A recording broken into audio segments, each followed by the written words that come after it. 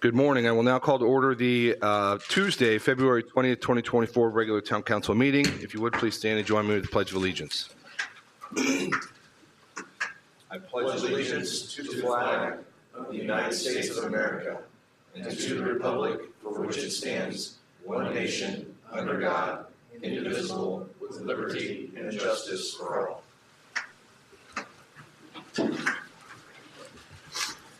All right. Up first on the agenda is the approval of the February 5th, 2024 town council meeting memoranda. A copy has been posted. Are there any questions from councilors? Otherwise, I would entertain a motion. Move to adopt. I got a first from Vice President Burke. Second. A second from Councilor Sampson. All those in favor signify by saying aye. Aye. Aye. All those opposed, same sign. Motion passes 6 in favor, 0 opposed. Up next is the approval of the February 20th, 2024 claims. I do have a couple of claims that I'd like to pull out until we get additional information. I noticed that we've got 4 claims for Nooning and Witsit. One involves employment matters, one's an ordinance project, one's road impact fees, Aaron Corporation for $10,830. I'd like to pull those until we can see what the employment matters were. This is, as you guys recall, the previous administration's attorney. I don't know if they're still working on stuff, but I'd like to see the invoices before we pay those, if that's all right. Anything else from other counselors? I also had the Witzik and Noonan fees marked, but also I was looking at the self-contained breathing apparatus. I think this is more just kind of a question about, I think you told me they came in early, right? Thank you, Councilor. Yes, ma'am. The self-contained breathing apparatus, SCBAs, are the air packs that firefighters wear. Last year, we placed an order through a government cooperative purchasing program to get the best pricing.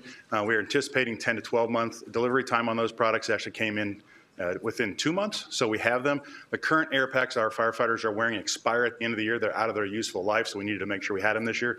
So the good news is they came in. Do appreciate your attention to the claims registry. There is a rather large, and actually appears in 3 different places on your claims.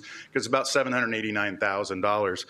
That is an encumbrance from 2023 equipment fund, ARPA funds that were designated specifically for that purpose, and then funds out of this year's equipment fund to be able to pay the total $789,000 claim for the Scott SCBAs. Okay, that basically answered my questions because I knew they came in early. Did we have it already earmarked to pay this year? And I guess the third part being, I saw they were divided into the 3 areas. Is that for the 3 stations that you did or how did that work? Just budget availability where the funds were. Okay, that helps me. Thank you. Yep. And then just like a random question, in the Parks Department, I believe, there's a Chrysler now. And what are we doing with the car now? Are we getting a car for a Parks Department? Thanks, Cindy. That was paid through ARPA funds, so it came through town council. It was one of the items that was put in the ARPA plan and in the ARPA budget. It's for their nature center. The nature center. Mm-hmm. Okay, great. Thank you. Cindy, while you're there, I had one question. I'm trying to get my arms around the materiality threshold, as it's obviously a town, not a business that, the Adobe licensing, I noticed, was about $30,000. Is that typical on an annual basis? Well, honestly, that would be a Joe Rust question. Okay. Getting a thumbs up back there from and Joe. he's shaking That's his head about yes. right.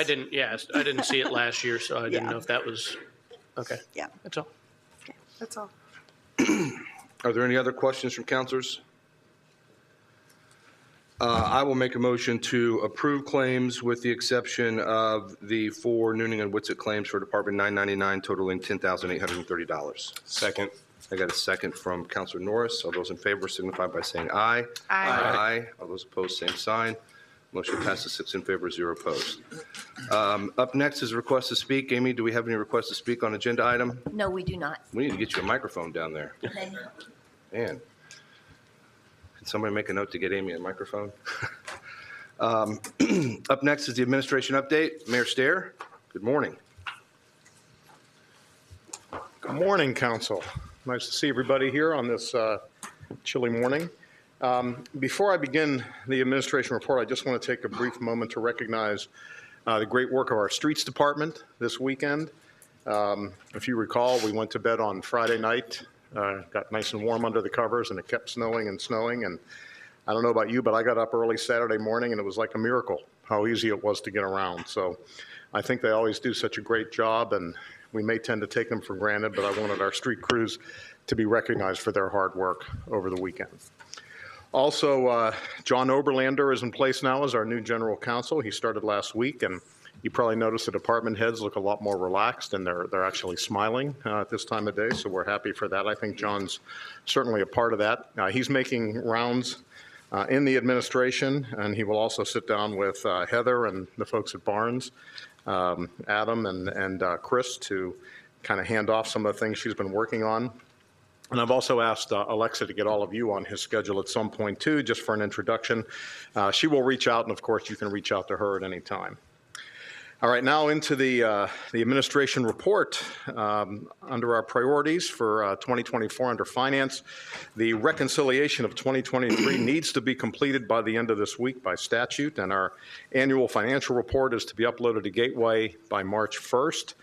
We are on track to get this done. That will put us in a position to provide you an annual financial report and the public at your first meeting in March, specifically March 4th at 7 p.m. You can go ahead and write that down. That's our deliverable on that. Now, after that is completed, we'll work on reconciling the first quarter of 2024. That, of course, ends on March 31st.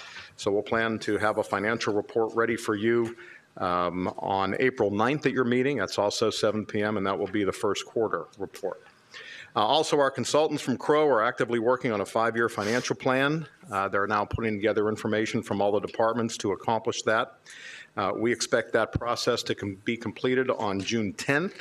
The Finance Committee will vet it on June 14th, and we will come and present it to you and the public on June 17th.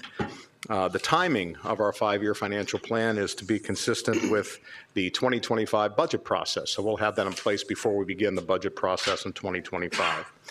The comprehensive plan, the RFQ proposals were due on Friday, February 16th. Mike Dale has put together a committee to review them, and the next step will be to narrow down the applicants. Now, we're asking for a couple of council members to take part in that process of narrowing down.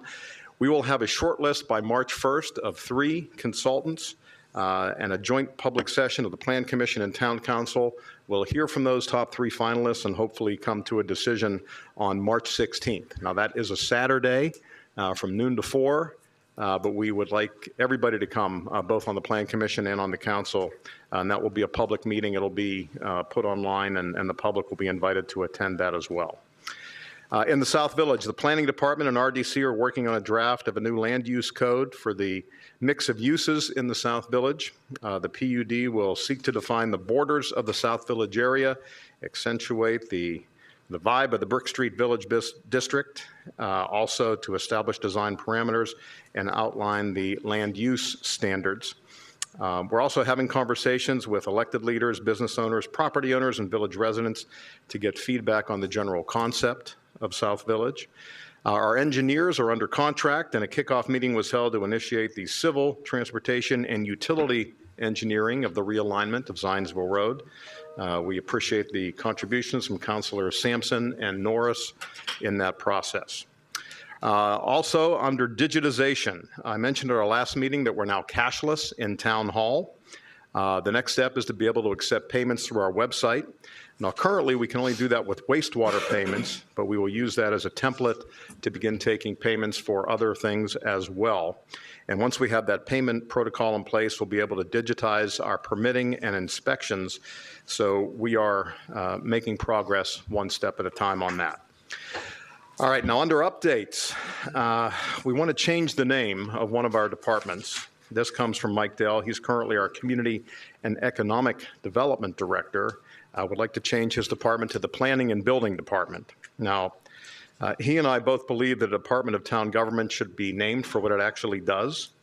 The history here is that there was a trend a few years ago in municipal government to create departments of community and economic development that brought planning and economic development under one banner. But in practice, that's not what our department does. And again, I think it should be named for what it does because it eliminates confusion for our constituents. So we're going to change the name to Department of Planning and Building.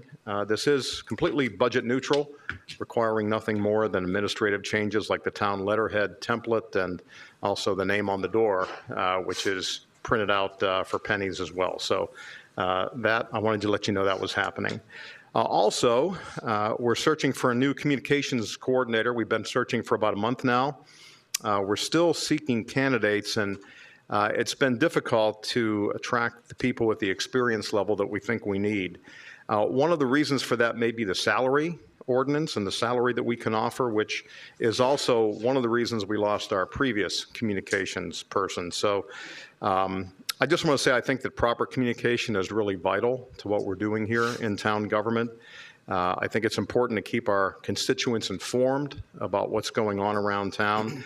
It is literally one of the most important things we do, I think, in any walk of life, but certainly in a municipal government. So I will keep you informed as the process continues. That discussion may include consideration of amending the salary ordinance to make the job more attractive to the type of candidates that have a more appropriate level of experience. But at this point, we still have a few folks to go through, and so we'll see if we have that discussion in the coming months. Yes, John, sir. real quick, I just, maybe as a point of emphasis for this council, I do think it's important for everybody up here to know when he mentions potentially a change in the salary ordinance, there was a change to that salary position, not by the council, but by the previous administration. I understand. It was lowered Yes. arbitrarily by the previous administration over the last 3 years. So when he comes and says we likely need to increase or make a change to that salary, it is quite possible that just to bring that position up to standard, it's likely that we would see that. Thank you for mentioning that. I appreciate that, President Plunkett. Also, the new Pathways Committee appointments. At the last council meeting, you approved an ordinance to create the new Pathways Committee. You decided to include 7 members, 1 counselor, 3 council appointments, and 3 mayoral appointments. In addition to Councilor Melton, I saw that you've appointed Mark McDonald, Brad Gressel, and Emily Makinson. Great choices, by the way. My appointments include Kim Storin, Bethany Narkowitz, and Jody Miller, who I also think are going to be great on this committee, along with Alec Fair as staff advisor. I really look forward to the important contributions that this committee is going to make to our town. There are a couple of other things on your agenda today. One is the agency, which is operated out of that historic building on Michigan Road at Holiday Farms. It is asking the town to vacate an easement through the property. Our planning and building director, Mike Dale, will speak about that when it comes up in the agenda. And we also have 3 appropriation resolutions before you this morning. One deals with Ready 1.0 money, the Bridge Matching Fund, and one having to do with ARPA. Our DPW director, Lance will discuss those as well when we get to that part of the agenda. And one more item in closing, the golf course RFP closes on February 23rd. That's this Friday. Now, we did host a walkthrough at the course last week. We had 5 interested parties on hand for that, and we expect anywhere from 3 to 5 proposals from operators. Again, we are in the investigative process here, and it is possible that none of them will make an offer that we can live with. I just want that to be clear. We will be sure to keep you updated on that process as well. We are now less than a month away from the new season, from the target date of the new season, so that's becoming increasingly important. So that is it for the administration update, unless anyone has any questions. Any questions for the mayor? All right. Okay, thank you very much. Up next would be town council updates. Are there any updates from councilors? I guess I would just, seeing all the firefighters in the room, I know this may come under other matters, but I thought it appropriate while they're all here. About a week or so ago, I got the pleasure of attending the Chamber Awards and thought it appropriate, while he's in the room, to recognize the Emergency Provider of the Year. Joshua Hart is present with us and won for the entire county, so I thought that was worthy of recognition. Nice.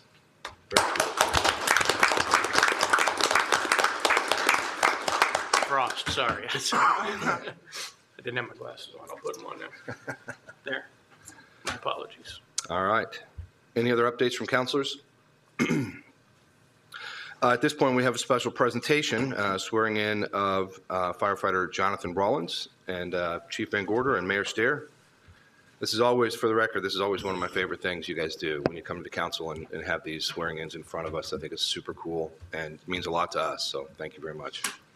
Thank you, Mr. President, members of council, for this opportunity. At this time, I would like to ask Jonathan Rollins, his mother, Donna, and father, Matt, to please come forward front and center. You can face the audience.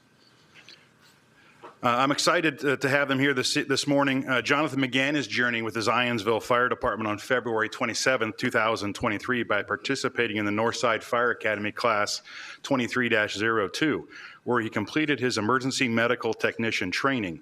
Unfortunately, Jonathan suffered from a medical condition that required immediate surgery, and thus he was unable to complete the remainder of the academy. Jonathan continued his employment with the fire department after his surgery on restricted duty in the office until he was able to make a full recovery. Jonathan was then assigned to the Noblesville Fire Department 2023 Recruit Academy to finish his training. We'd like to thank members of the Recruit Academy staff from Noblesville for making the journey over this morning and being in our audience, where he successfully completed his firefighter portion in December of this past year. At this time, I'll ask Mayor Stair to administer the oath of office. Already raised your right hand. I just want to say for the record too that this is what I've always believed in municipal government. Our number one priority is public safety, and it's great for me to see a young man willing to step forward and risk his life for the sake of the good of the town, the good of the people in the town. So thank you very much for what you're about to do. And Danny's raising his hand. He's ready. That's the kind of guy we like. All right. I, Jonathan Rollins, do solemnly swear that I will support the Constitution of the United States of America, I will support the Constitution of the United States of America, the Constitution of the State of Indiana, the Constitution of the State of Indiana, the ordinances of the town of Zionsville, Indiana. the ordinance of the town of Zionsville, Indiana. I will faithfully, honestly, and impartially discharge all my official duties in the position of firefighter for the town of Zionsville, regardless of the race, creed, color, religion, sex, or national origin of the persons I serve. So help me God. Congratulations.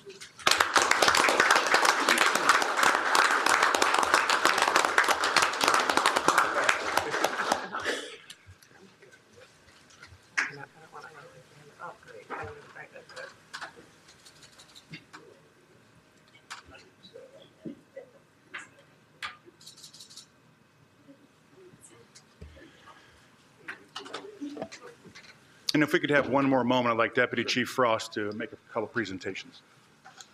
Yep, stay there for a second, Jonathan. The administrative staff a few years ago started a tradition that we feel is important to point out and recognize how much we value each of the hires that we have and this opportunity to swear you in. We have a couple gifts for you. Chief Van Gorder has a medal for you that bears an image of St. Florian, the patron saint of firefighters. And regardless of your religious affiliation, we hope that you'll wear this medal. And every time you feel it against your chest, realize that there are people that are counting on you to do your job. It's your family, your coworkers, the public, visitors to our community. And we want you to consciously remember and think about the importance of what it is that you're doing on a daily basis. So please wear this Maltese cross with St. Florian on it as a constant reminder that we need you and the public needs you to perform your duties to the best of your abilities day in and day out.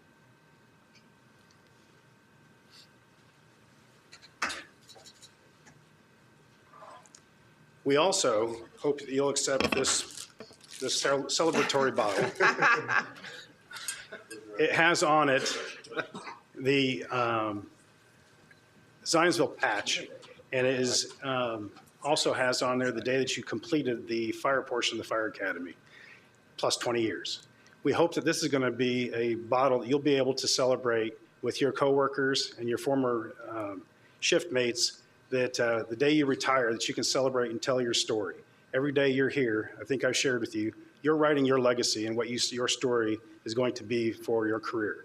And in 20 years, we hope that you'll open this bottle with those close to you and tell those stories and revisit the moments that made up a long, fruitful career here at Zionsville.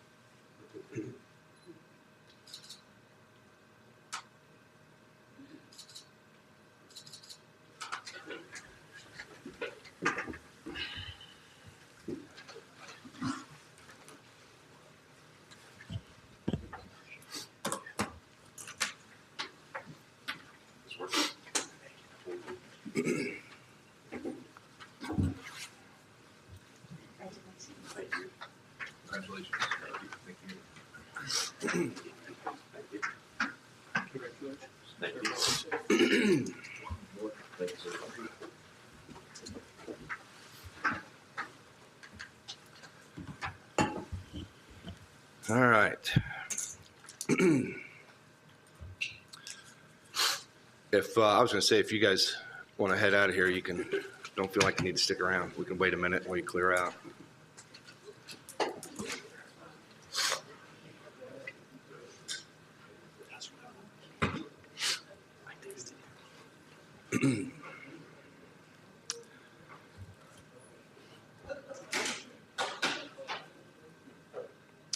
Up next on the agenda is old business. We have no old business items. So moving on to new business, the first item is a consideration of an ordinance vacating portions of public right-of-way. This is in Holiday Farms, ordinance 2024-06.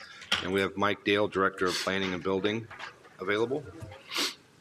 Good morning, everybody. Mike Dale, Director of Planning and Building Departments. Today, within sections 7 and 9 of the Holiday Farm subdivision, there is a platted trails easement. The owner-developer would like to relocate that easement from between lots 7 and 9, or section 7 and 9, between lots R and S, to a new location north of combining of those two lots. So the statute requires the legislative body to approve the vacation of an easement because the state considers the vacating of easements the same process as vacating a public right-of-way. So that's in front of you tonight, or today, this morning. Again, just vacating an existing easement, platted easement, and that would be relocated as part of a subsequent subdivision plat. Mike, where does the planning department fall on this? Are you guys supportive of this? Yes, we're fine with that. Yeah. They'll be coming back with, again, a new plat to relocate that easement. Sure. Mr. President, may I ask a few questions? Yeah. Mike, thanks for this. Do you know, as you sit here right now, what's the master plan for how this trail is going to connect across Michigan Road? I don't have that information with me right now. I'd be happy to get back with you on that. Yeah. My only fear is the more we extend it north, I understand that Hinkie Development owns the lot across the street as well, Century. Right. Just trying to figure out what the master plan is for how this is going to connect at the end of it, because the farther we push it north, we're running out of space between the private property and the end of the Holiday Farm subdivision. That was just kind of my question as to where this is all going to fit into the grand scheme of how this I guess, expected trail is going to connect, up, because it's becoming a big hot button issue over on Michigan Road. So yeah, that's a great question. Let me get back to you on that. Okay.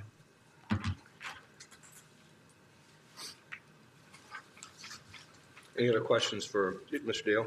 And I guess following up on that, if I may, in your experience, I guess would vacating the current easement, would this somehow disrupt or cause any issues with that eventual master plan of the connection?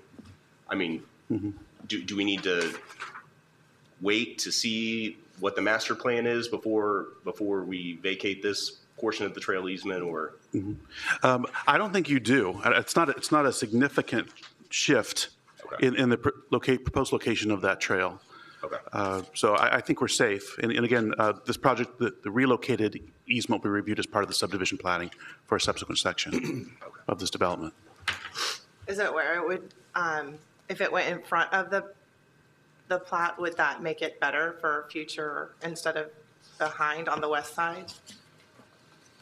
I'm sorry. Is that what you're thinking? Yeah, I guess the proposed new trail will Shifting go to to the the north? north of the old farmhouse. And I'm just trying to figure out, like, in my head, where's is there a signalized intersection going to go in? Is that the best place to put the trail connection? And are we doing this, or putting the cart before the horse, I guess is my question. If you put the path on the south and east side, then it could still connect anywhere along Michigan Road. Right now, isn't it on the west side instead of the east side of the? West side. So Right. if it's Yeah. on the west side and a building goes up, then you do have to go as far north. But if it were on the east side, do you see what I'm saying? Yeah. If the path, the new right-of-way was on the east side. So the new right-of-way or the new trail easement will be just located north. It's not shifting from the east to the west. It's just going north of two existing lots.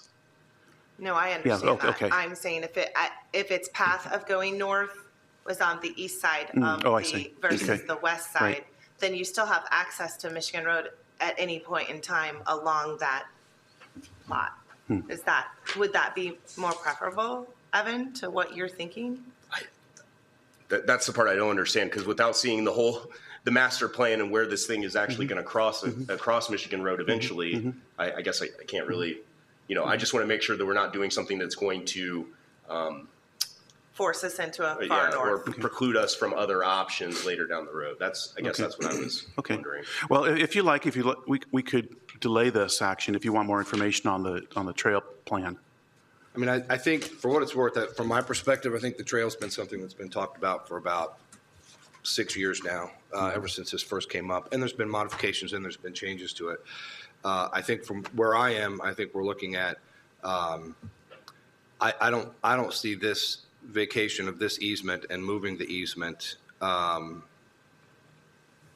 as a deal breaker for the trail or not for the trail. Right. I think if we compartmentalize this, what we're being asked to do right now is consider vacating public right-of-way.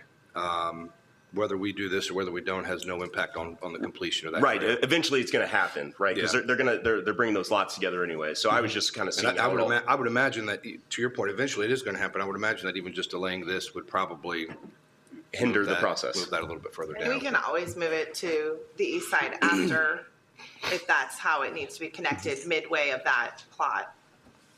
So I think we're just getting rid of the middle Yeah. of the plot. I just wanted to make sure we didn't box ourselves into something. Yeah. It's a great point, and Jason, I agree with you. I actually like that the trail, if you remember the old trail, the way it was designed, was going to kind of run through the parking lot. Yeah. As you can see on the map on the second rendition, which I didn't know how practical or safe that was. It never made sense to me to try to run a trail through the parking lot of the commercial district. So I like that they're wrapping it around. So honestly, I was kind of happy to see that. But now that we know, there's been much more conversation in the last year of, I think there's going to be some kind of overpass, or there may or may not ever be a connection to the east side. But if there were, it does matter now where that other property that we've now since zoned goes in, and I can't tell on the map where the lot sits exactly across the street, and so it may be justified or not that we're north, and now the only way to connect back down is to come back down on another trail on the east side of Michigan Road so that you can cross over. And I just don't know where that is on the map, and it may not even be decided, but there's been certainly a lot of conversation that the best place to cross Michigan Road may in fact be where they're intending to potentially put in a traffic signal, which would maybe go into the proposed Century product. So I do think it matters. If you go up, then there's no connectivity that comes out at that point. And I'm picturing in my mind where this is, but it does feel like the home is further north than where the Century product proposal is going to be. So that's my only concern, Jason. Yeah, I get that. I also think we're trying to solve developer problems at this point. right? I mean, again, we're being asked to consider what's in front of us, which is just simply a vacation of a public right-of-way. That's all we're being asked to do. We're not asked to connect a sidewalk. We're not asked to figure out the best place to cross 421. So I think I realize a lot of times we want to think about, how this ultimately impacts, a lot of stuff in our district. I don't know that this is something that would, this is not a deal breaker, I think, for the sidewalk and pathway. No. So, for me personally. And I also think staff supportive. That's a big thing that I lean on. Right. When we go to these types of decisions, is how the department head and the town views this, and their support certainly weighs pretty heavily with me. Thanks, Mike. You're welcome. And not only our department, but the Department of Public Works will be looking at this process of where to locate the trail. No, I think it's great that you bring up the point of view of a resident who would be in that area and knowing the concerns, but I agree with Jason. We're basically just. Yeah, they're just trying to combine the lots, and we just need to get rid of the easement. I understand. I just want to make sure that we're seeing the big picture here as well. So I appreciate that, Mike. Thank you. I will point out this is a public hearing. I approve the publication of the public hearing. At this point, I will open the public hearing. If there's any members of the public who would like to speak, seeing none, I will close the public hearing. Are there any other questions for Mr. Dale? I would make a motion to, this is approve. This is not an introduction. This is an approval, correct, Amy? Correct. Yeah, I would make a motion to approve ordinance 2024-06. Second. Second from Counselor Stein. Adam, did I miss something down there? It's been through Plan Commission? I believe it has, correct, yeah. Sorry? This ordinance was approved by the Plan Commission or recommended? It need not be. Okay, well, it has to come through the Plan Commission. Can you, Roger, would you mind, I'm sorry, Mike, Roger. I'm sorry, your question? Whether it's been approved by the Plan Commission or not? No. I think you'll need one. There will be a subsequent action by the Plan Commission on vacating this easement as part of a replat of these two lots. So yes, it is forthcoming. Okay. But Yes. what we're trying to figure out is, do we have to pass it, we have to hear it twice, or can we do it once because it went through, and we don't have everybody here, so we can't suspend the rules? Just the once. So you say just the once, you think we have to hear it twice? I think you have to hear it twice because it doesn't come. Because it did not come from the Plan Commission. Ordinance. Right. Right. If it was a resolution, it's different, and if it was an ordinance that came through the Plan Commission, then we could approve it on first reading. Right. But we can't do that because it did not come through the Plan Commission. Right. So you'll need to introduce it. Yeah, so I'll introduce it on first reading. I'll make a motion, I will withdraw my previous motion and make a motion to introduce ordinance 2024-06 on first reading. And I'll second that. A second from Counselor Stein. All those in favor signify by saying aye. Aye. All those opposed, same sign. Motion passes 6 in favor, 0 opposed. Okay. Then we'll be back then. Thank you. Thank you. Okay. Up next is a consideration of a resolution regarding the appropriation of additional funds. This is the Local Road Bridge Matching Grant Fund and ARPA Fund, Resolution 2024-07. And we have DPW Director Lance with us this morning. Morning, Lance. Good morning. As the mayor said, there were 3 additional appropriations advertised. However, the one pertaining to the READY grant, I believe Cindy in the Finance Department wants to make some corrections to some fund numbering that she noticed was incorrect. So we're only going to be speaking about the 2 before you in the resolution. The first is a Local Road and Bridge Matching Grant Fund. This is a fund that exists solely to house the community crossings grants that we receive pretty much every year, fortunately. This grant, though, once we close projects out, if the grant is under budget, which this 2 projects were, we have to return this money to the state. So we will be invoiced for that amount from the state of Indiana. We have to return those grant funds because we did not expend them. The other is the ARPA fund, and as you may or may not recall or heard or witnessed, there was a lot of back and forth with the ARPA funds towards the end of the last council's tenure. And when the actual appropriations were distributed by Cindy's office, I noticed that there was a discrepancy from the ARPA plan that was adopted by the town council. I have a signed annotated copy here.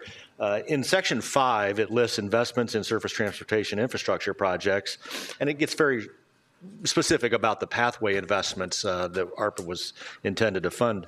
And you can see under section 5, there was a listed cost of $2,084,560. However, when the appropriations came out, the amount shown appropriated was $1,934,560. So there's a $150,000 that was omitted from the ARPA plan into the budget ordinance, and the intent of this $150,000, which was kind of put in at the last minute, to bolster up the design efforts of the pathway along Oak Street, and that's where these funds will go. Happy to answer any questions you may have. How are we to know if that was omitted on purpose? I don't know. Do any of you know if Josh took that 150 out? Well, it's in the It wasn't. ARPA plan. No, what Lance is saying, it was in the plan, but they didn't disseminate enough money. So that it was approved. It was in the approved ARPA funding plan, and then there were a lot of numbers and a lot of columns that it fell to Heather Harris and Crow to get into the budget, and somehow that 150 did not make it into the actual budget, which was the second approved action by the council. Okay.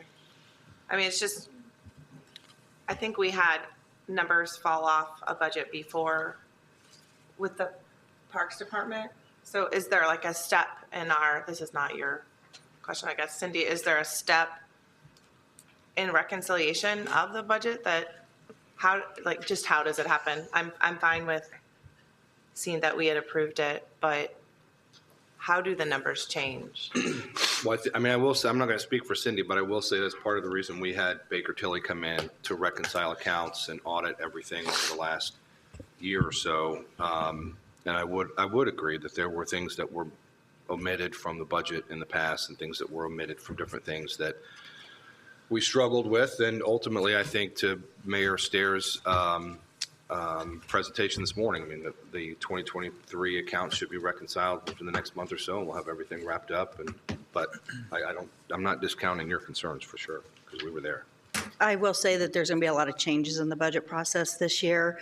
But with that happening at the very last second of the year, I think it was just a matter of an omission of when Barnes and Thornburg put the final amended non-DLGF budget together. So was it a specific project that just didn't make the last list, or was it literally? No, it was nothing more than it just didn't get carried over from the plan. Okay. Yeah. It wasn't anything that was, no, we're not going to do it. It was approved in the plan. It just didn't get carried over into the amended budget. It's not possible that this was the monies that we gave away for the COVID stipend to the police and fire. No. So that was already accounted for. Yeah, that was completely different funds.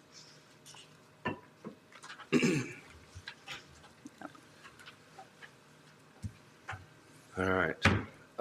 This also is a public hearing, and I have proof of publication of the public notice of the public hearing. At this point, I'll open the public hearing. If there's any members of the public who would like to comment. Seeing none, I will close the public hearing. Are there any additional questions for Mr. Lance? No, but thank you. Having none, I will make a motion to approve Resolution 2024-07. Second. Second from Councilor Norris. All those in favor signify by saying aye. Aye. Aye. All those opposed, same sign. Motion passes 6 in favor, 0 opposed. Thank you, Lance. Thank you. Up next is appointment of Pathways Committee members. Councilors, as Mayor Stair pointed out in the beginning of the meeting, we did last time expand both appointments for the mayor and for council, and we have again looked at people who were on the committees before who expressed interest in remaining on it. So we have Craig Melton will be the town council ex officio, Brad Gressel, Emily Mackinson, and Mark McDonald, assuming this council approves that. Those would be our 4 appointments to the Pathways Committee. Are there any questions, comments, concerns, criticisms, anything? I move to approve the appointments as presented. Second. I got a first from Counselor Stein, a second by Counselor Sampson. All those in favor signify by saying aye. Aye. Aye. All those opposed, same sign. Motion passes 6 in favor, 0 opposed. Up next is other matters. Are there any other matters from counselors? I just had one question, maybe one comment for Mayor Stair. I just wanted to let you know I've had some people ask if there was any possibility of a public input session on the golf course RFP. It's just been some, I guess if you want to come up, I don't know. I just had some constituents asking questions about if they had a chance to give you input. I've received some emails. I don't know if you want me to forward them to. I know we've had some conversations about this. This is more for the public to know that I'm talking with you about it and getting the information. I don't anticipate a public input session on this. I think this is an administrative matter. And again, I will make the point that we are investigating the best way to manage the golf course going forward. In the end, we may just keep things the way they are or go a different direction, but I don't anticipate having a public input session at this time. Okay, I just wanted to acknowledge that you and I have been talking about it, and I know that there's enough people that would like to know that those conversations. I've been hearing from people about that too. Our golf course is well loved and well cared for, and I understand that. All right, thank you. Sure. Any other matters from counselors? I will make a motion to adjourn. Second. The second from Vice President Burke. All those in favor signify by saying aye. Aye. All those opposed, same sign. Motion passes 6 in favor, 0 opposed. The next regular town council meeting is scheduled for Monday, March 4th, 2024 at 7 p.m. in the Zionsville Town Hall Council Chambers. Final notice will be posted in compliance with the Indiana Open Door Law. Thank you.